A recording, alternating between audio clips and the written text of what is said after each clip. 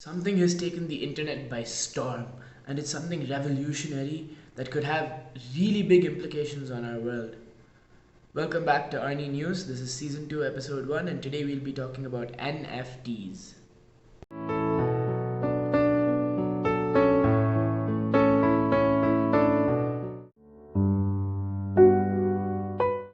So, NFT, what does it mean? It means non fungible token. So, let's dive deeper and understand what that actually implies. Non fungible means irreplaceable. Let me give you an example. What could that mean? So, these two are identical water bottles. They look the same and they are pretty much the same thing. And you can buy hundreds of these on Amazon and they all have the same value. The value from this water bottle comes in the fact that it can store water, not of any individual uniqueness that it has. Whereas, let me give you an example of something that is non fungible. This book is non fungible. You must be thinking, this is a normal book, what's so irreplaceable about it? That's the interesting thing. It's full of my notes and some of my funny drawings. And this you can't find in any other copy of The Tempest. And that's what makes this more valuable, not more valuable, but of a unique value to other books like this. And that's what makes it irreplaceable. I can't buy another copy of The Tempest that has the same notes and the same drawings and the same personality. That's what makes this non-fungible. Now, what is token? So, in a normal circumstance, you are just buying this water bottle. You go to Amazon, you pay, you get the water bottle. But in a non-fungible token, you don't actually get anything. You just get a certificate or a token that says that you are the owner of this. But there's nothing tangible that you can download or that you can keep. There's nothing like that. It's just a series of letters and numbers saying that yes, you own this. So you must be wondering, who keeps track of all these transactions? Let me introduce you to the blockchain. You must have heard this word so many times over the last few years. Let me help you understand what it actually means. So first, let me give you an example. Suppose your friend has this game and you really want to buy it from them. So how would you pay them? Suppose they'd say, I want to charge you 600 rupees. And you say, okay, fine, let me transfer it through the bank. So you go and you request your bank that you want to pay 600 rupees to this bank account. Then your bank checks if you have that much balance in your account. If it verifies that it does have that much balance, then it sends it to another account and it checks if that account exists, and then it will deposit that amount of money into that bank account, and then your friend will get a notification saying that yes, the money has been received. And this is a conventional way of money transaction. But how it works with blockchain is that every transaction is listed publicly. There is no middleman like the bank. So every transaction is listed publicly and you have hundreds of computers checking at the same time if their records match the records that you have. So basically what that means is, suppose the same 600 rupee transaction I want to make, except I don't have any rupees because I haven't invested in cryptocurrency, which is usually the kind of currency that's used in these online transactions.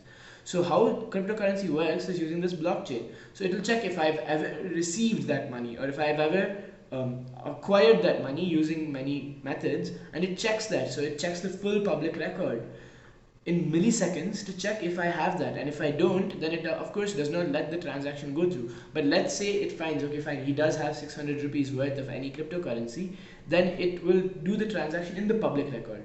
So now there's a public record that yes, this transaction has been made, and now the Super Mario Bros is owned by your friend.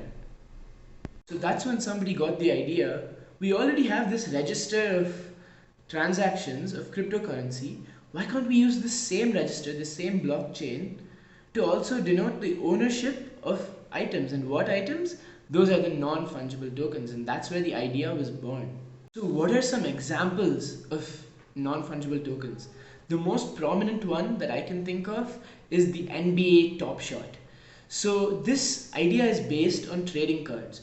So the value of trading cards comes from the rarity, that other people don't have this trading card. There could be a gold foil LeBron card which nobody else has, or only one of 10 people has, and that's the inherent value. The value doesn't come from the card. The card is just a piece of cardboard, but the value comes from the rarity, that the company has only printed 10 of these, right? So using the same concept, they sell NBA highlights, And you must be thinking, I can just download these highlights, I can just watch these highlights online. What is so rare? But that is the whole gimmick that NBA Top Shot works on. They have made rarity within these highlights. They say that you can only buy 1 out of 10, and they're officially licensed by the NBA, which means that there's a air of genuinity to them, which makes people believe that it has value. But I feel like if you can already watch these clips and if you can already experience that moment, what is the value in owning it? And that is something that baffles me about NFTs and has baffled many. Another great industry where this is being used is digital art. So just like the Mona Lisa, there can only be one Mona Lisa. But for digital artists, how do they prevent people from just copy pasting that work, or when they sell it to someone, they just distribute it to everyone?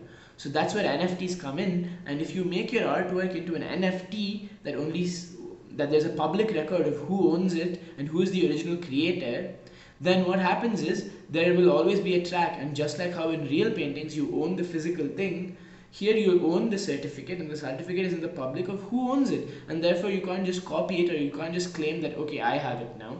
And that actually gives these digital creators a lot of empowerment. But along with this empowerment comes so many drawbacks. The first one is ownership. How do I say that I am the original creator of this artwork? How do you verify that? I can copy somebody's art, which I found, and then make it an NFT and claim to be the original creator and then sell it. And I will make millions off of this potentially. And the person who actually made it has no way to prove or verify, and nobody has the power to verify that this is their work. And in the end, I can make money off of it. So this is a huge problem that's come from NFTs. Another one is that everything runs on a server. So suppose I've paid 2 million, I've bought this artwork which I think is really nice, and I've paid 2 million, and in the end blockchain is just on a server, right? I said there are many computers checking, but in the end all these computers are just boxes in a server. There's no monitor, there's no PC, there's nothing like that. It's just boxes in a server. And suppose that server shuts down for whatever reason. We've seen Instagram, we've seen Facebook, we've seen WhatsApp servers shutting down and how it left us. Imagine one of these blockchain servers shut down and you suddenly don't have any proof that you own it, and you've paid $2 million, and that is the most scary time for you because you just don't understand how that $2 million has gone, and you have no way to prove that you own this thing which you never owned anyways, because it's not something physical, it's not something, and the only thing proving that you own it is this record in the blockchain which is stored on the server. So if the server goes down for whatever reason, that could be catastrophic for all these investments. And the third thing is the environmental impact. Most of these NFTs are actually stored on a set of servers and a blockchain called Ethereum, and Ethereum takes 33 terawatt hours of electricity. To put that into context, that is more than the entire country of Serbia. Imagine that. This one server, this one blockchain is taking more electricity than an entire country, and it's going higher and higher. Imagine the impact that's going to have on our climate. That's why Tesla has stopped accepting cryptocurrency, because the amount of environmental impact that it has completely goes against the point of Tesla, which is to be energy conservative and go on electricity, which is to help petrol emissions go down. But if they're using blockchain, which in itself takes so much electricity, it will go against their message, which is why they stopped accepting cryptocurrency, and that is why the cryptocurrency bubble is bursting. It's a huge thing, and it's something that's never discussed much, and that is the main downside of cryptocurrency and NFTs. So, what does the future hold for the NFTs?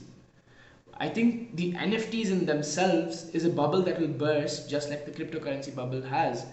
But I feel like the concept of blockchain and the removal of the middleman in financial transactions, that will be something that will stay with us for a very long time. Now, when the internet first came out, in the 90s, so many new internet companies came out. But in 2000, there was something called the dot-com burst. Older viewers will obviously know what that is, who have lived through it. But for my younger viewers, the dot-com burst was when many companies just went out of business, when people realized that the internet is not such a hype thing. But We still have the internet now. You're watching this on the internet now. So the platform stayed even though a bunch of these companies went out of fashion and they went bankrupt. So that's something similar is predicted to happen here, where NFTs or these things might go out of fashion, but the concept of blockchain, where you remove the middleman, could be here for a very long time. And that is something very exciting, but it will hinge upon improving environmental efficiency so that we're not melting a polar ice cap every time we want to buy something with Bitcoin. So, what can we learn from this? I think what we can understand from this is that humans give value to things that have no value simply because they have access already. You're never gonna see a poor person or somebody that doesn't have essentials invest in something like cryptocurrency or NFTs because they don't have essentials. And what wealthy people do or people with money do is that now that they have all their essentials, they start giving value to things that inherently don't have any value. Is there any value in a record somewhere that says that you own a meme of Michael Jordan crying? Is there any value in that? No. But people like to give value to things that don't have value because we have so much excess. Instead, if this money could be spent on donating or helping the poor, that would be so much more useful than having a record somewhere that you own a picture of Michael Jordan crying. Thank you for watching Arnie News.